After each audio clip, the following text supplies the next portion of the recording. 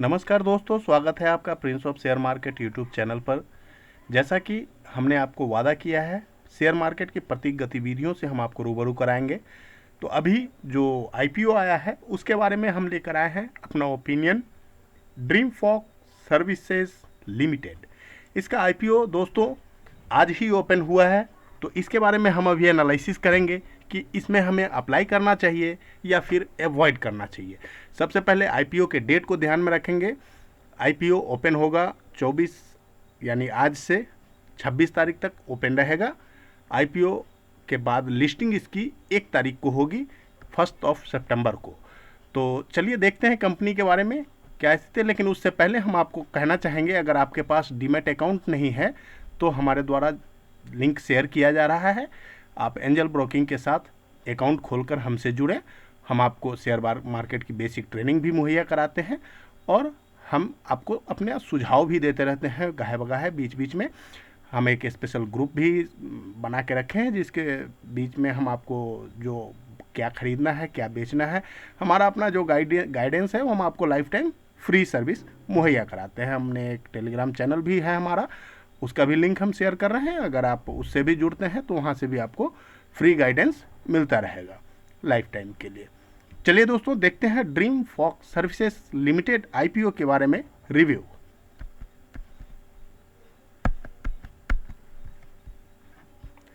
सबसे पहले ये कंपनी की स्थापना 2008 में हुई थी।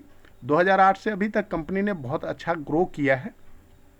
ड्रीम फॉक सर्विसेज जो है इंडिया की सबसे बड़ी airport service aggregator platform, facilitating and enhanced airport experience to passengers leveraging our proprietary technology solutions देने वाली कंपनी है।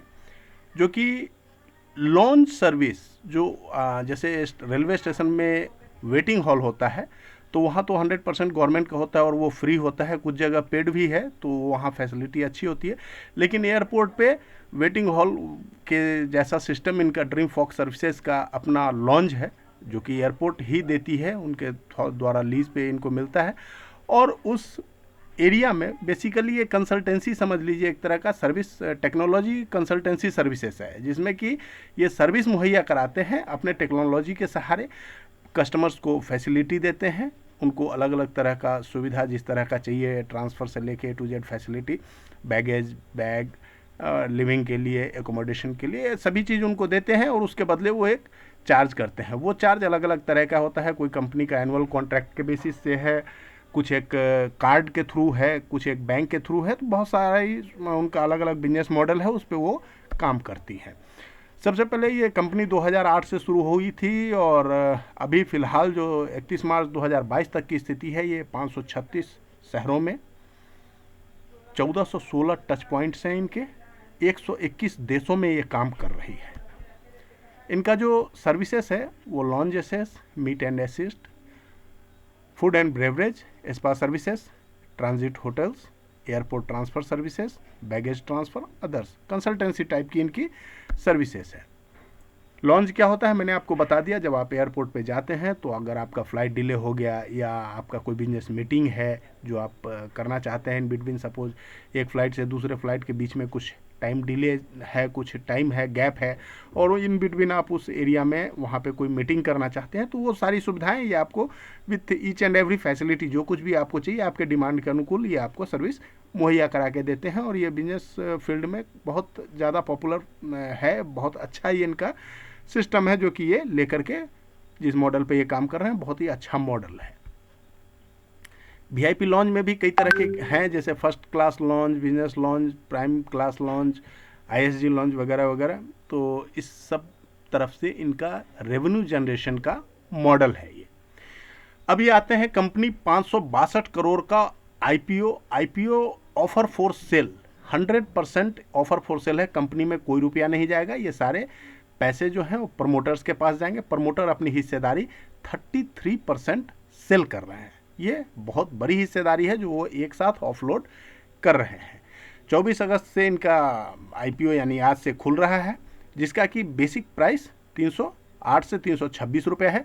हमें अगर अप्लाई करना है तो हमें हायर प्राइस यानी 326 के हिसाब से ही अप्लाई करना है। एक लॉट में 46 शेयर्स हैं, लगभग 15,000 रुपये के आसपास आ रहा है और वो हमें अप्लाई करना है। एक लॉट से ज़्यादा अप्लाई करने का मतलब नहीं है क्योंकि बहुत ही छोटा IPO 256 करोड़ 562 करोड़ के IPO से 256 crore already anchor book investors invest कर चुके हैं, जो कल ऑलरेडी खुला था।